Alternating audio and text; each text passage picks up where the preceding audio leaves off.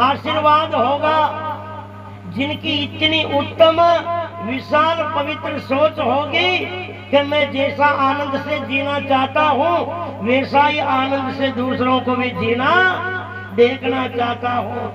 जैसा मुझे सुख प्यारा है जीने के लिए, है भगवान ऐसा सुख ही सबको मिले। ऐसी पवित्र विचार सोच किसी बिरले व्यक्ति की होती है, वरना सबका जीवन आज पेट और परिवार तक सिमटा हुआ है। केवल और केवल जीना पेट के लिए है या परिवार के लिए है। चाहे पड़ोसी दुखी रहे, चाहे भाई बंद दुखी रहे, रिश्तेदार समाज के दुखी रहे, गांव का गरीब दुखी रहे, कोई कैसे भी जिए, कोई लेना देना नहीं। अपना जीवन तो पेट और परिवार के लिए है। और जिनका मकसद इस जिंदगी का केवल पेट और परिवार के लिए ही है, पेट और परिवार की सब सोचेगा, समाज की कौन सोचेगा, देश की कौन सोचेगा, धर्म की कौन सोचेगा, इन बातों के लिए कौन जिएगा अगर अपन पेट और परिवार के लिए जिएंगे तो। और ये संदेश सबके लिए जीने के लिए, चाहे दूसरों को सुख देने के लिए अपने सुख का, अपनी सुविधा का भी त्याग करना पड़े, मगर सबका जीवन सुखमय हो, आनंदमय हो, शांतिमय हो, नीतिमय हो, सदाचार में हो, स्नेह में हो, आत्मीयता में हो, परोपकार में, भलाई में हो। ऐसा संदेश अगर दिया है दुनिया में तो संतों ने दिया है, सनातन धर्म संस्कृति ने दिया है। दुनिया के एक भी मत मतांतर मजहब संप्रदाय ने या आज के थोपे हुए धर्मों ने नहीं दिया है। सनातन संस्कृति की ऐसी विचारधारा जो कहती है सर्वे सर्वे सन्तु निरामयाः, सर्वे भद्राणि पश्यन्तु मा कश्चित् दुःख भाग् भवेत्। विश्व का कल्याण हो, विश्व स्वस्थ है, सब प्राणियों में सद्भावना हो, सबका भला हो, ऐसी सोच किनकी रही है? सनातन संस्कृति की रही है, ऋषि महर्षियों की, संतों की रही है। आज के लोगों की तो सोच इतनी संकुचित हो चुकी है, चाहे मैं तो दुखी रहूं मगर मेरा पड़ोसी सुखी नहीं होना चाहिए।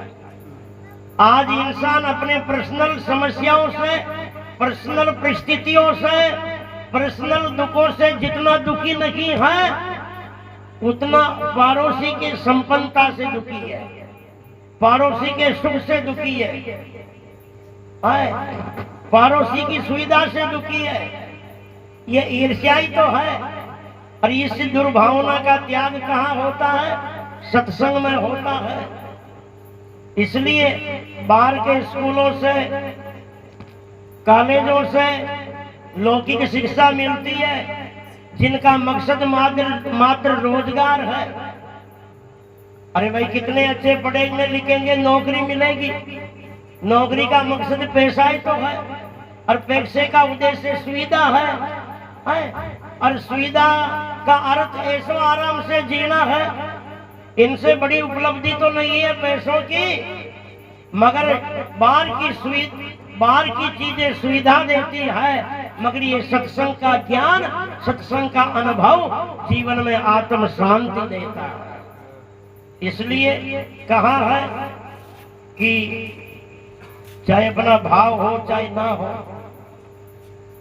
कोई बीमार आदमी ने रोटी छोड़ रखी है ना, अपने मिलने के लिए समाल हाल चाल जानने के लिए चले तो उनकी जोड़ी करागा। तारो मन को नहीं हो तो भी 2-5 घास ही खारे मगर खा।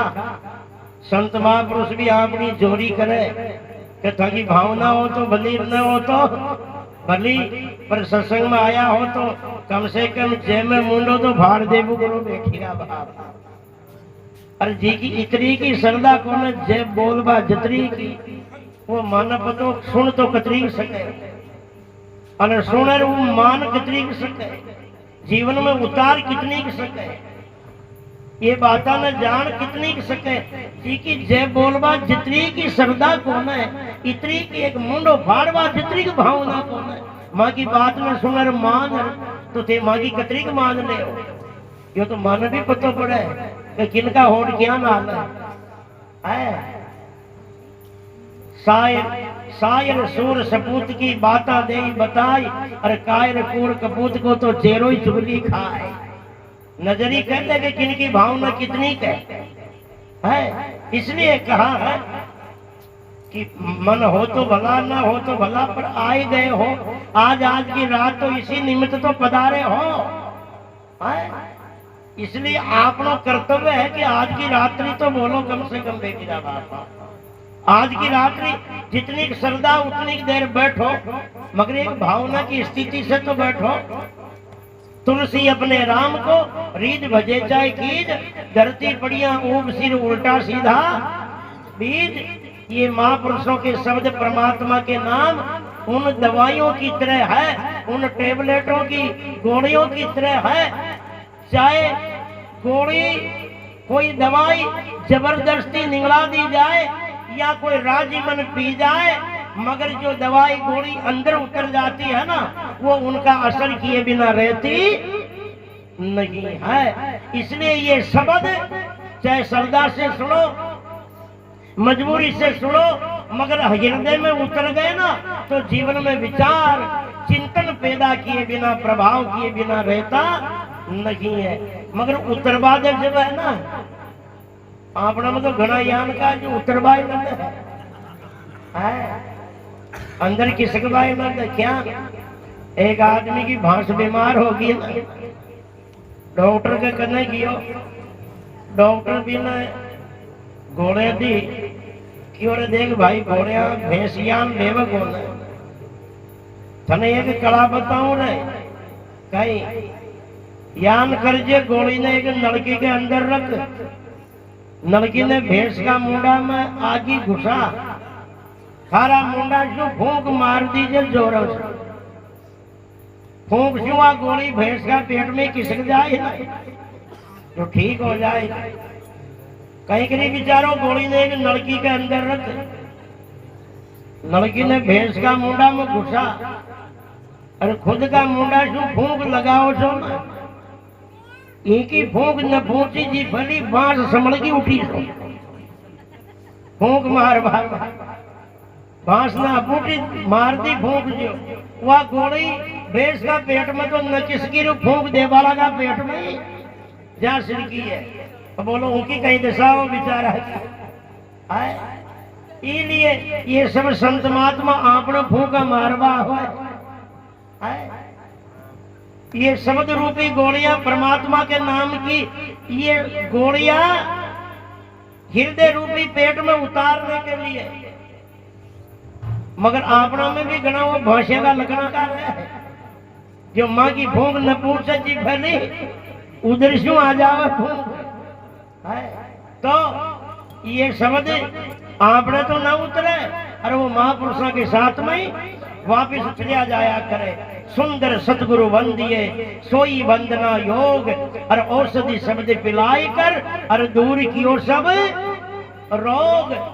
कोई दवाई गोली गले से नीचे नहीं उतरती है तब तक असर नहीं करती, और ये बातें ये शब्द भी कानों से हृदय तक नहीं उतरते हैं जब तक अपना असर अपना प्रभाव नहीं करता है। दोष तजे दशत रहेगा पूरा सदे प्रेज, जन्म रोग जब ही मिटे पल की करे न जेज, पल की करे न जेज सेज भक्ति नहीं होवे, करे आम की आस बीज बम्बूल के बोवे, परमानंद रोगी मरे वेद होई बदनाम, तेल खटाई खुद खा मरे फिर कैसे हो आराम। इसलिए सब सुनते तो बहुत है, सत्संग भी बहुत सुनते हैं, बातें भी बहुत सुनते हैं, मगर वो शब्द अपनी साधना में नहीं है। इसलिए मैं तो फूंका लगा चाहूँ और माँ के फूंका अबूटी मार वाला भी घना ही है। ये भोग क्या, ये गाना बजाना, ये भोग लगाना ही है। अरे वो यानी हवा नहीं करती है कार्य, बीमारी को ठीक भोग नहीं करती, करती तो गोलियां ही है। ऐसे गाना बजाना जीवन का सुधार नहीं करता। शब्दों सुधार तो जीवन का शब्दों से ही है। शब्दों के सार सिद्धांत रहस्य को जानने के लिए ही है, मगर ये माध्यम है गाना बजाना संगीत। इनसे कोई प्राणी कनिष्ठ प्रवृत्ति का आसानी से सुना सकता है। इसलिए याज्ञवल्क्य के स्मृति में कहा है, वीणा वादन तत्व के श्रुति जाति विशारद ताल के चा प्रयासन मोक्ष मार्गम गच्छेति।